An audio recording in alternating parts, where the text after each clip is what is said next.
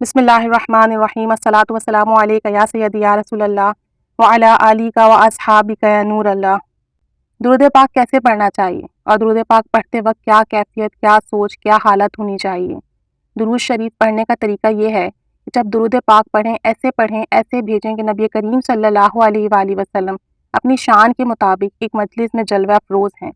اور وہ محبت سے ہمارا درود پاک سن رہے ہیں اور مسکرا رہے ہیں۔ روزہ رسول صلی اللہ علیہ وآلہ وسلم کے سامنے تصور میں اپنے آپ کو باادب کھڑا کر کے یا بیٹھ کر ہدیہ درود پاک پیش کریں اور محسوس کریں کہ سرکار دو عالم صلی اللہ علیہ وآلہ وسلم کی توجہ میری جانب ہے، نظر کرم فرما رہے ہیں۔ درود شریف پڑھنے کا معمول روزانہ کسی بھی بنیاد پر اپنی زندگی کا حصہ بنا لیں۔ حضور نبی کریم صلی اللہ علیہ وآلہ وسلم کی بارگاہ اقدس میں روزانہ حاضری لگائیں اور لگوائیں۔ تصور کریں کہ نبی کریم صلی اللہ علیہ وآلہ وسلم کی بارگاہ میں روزانہ فرشتے فلاں ابن فلاں کا نام لیتے ہوں گے تو سرکار دو عالم صلی اللہ علیہ وسلم اپنے امتی پر کتنا خوش ہوتے ہوں گے۔ جب حضور صلی اللہ علیہ وآلہ وسلم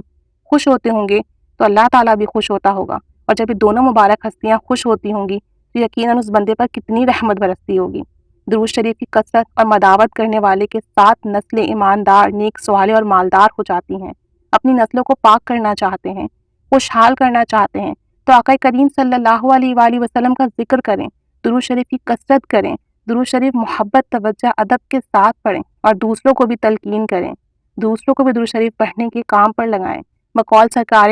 حضرت امام واصف علی واصف رحمۃ اللہ علیہ کہ حضور نبی کریم صلی اللہ علیہ وسلم کی یاد میں بیٹھنا بھی درود ہے، اور راکم الحروف کی نظر میں حضور صلی اللہ علیہ وآلہ وسلم کی یاد میں آنسو بہانا بھی درود ہے۔ اللہ تعالیٰ سے دعا ہے کہ ہمیں خوب ہی درود پاک پڑھنے کی توفیق عطا فرمائے، درود پاک محبت سے پیش کرنے کی توفیق عطا فرمائے، تصور مصطفیٰ کر کے درود پاک پڑھنے کی توفیق عطا فرمائے۔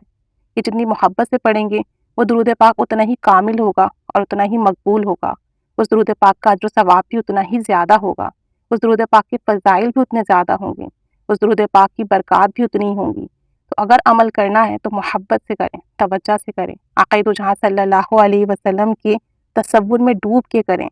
اور پھر اس کا ہدیہ نبی پاک صلی اللہ علیہ وسلم کی بارگاہ اقدس میں بھیجیں کہ وہ قبول و مقبول ہو اور آپ صلی اللہ علیہ وسلم ہم سے راضی اور خوش ہوں، اور پھر اللہ بھی ہم سے راضی اور خوش ہو، اور پھر ہمارے اس عمل میں برکت پیدا ہو۔ اللہ تعالیٰ ہمیں درود پاک صحیح طریقے سے پڑھنے کی توفیق و سعادت نصیب فرمائے۔ آمین بجاہ النبی الآمین،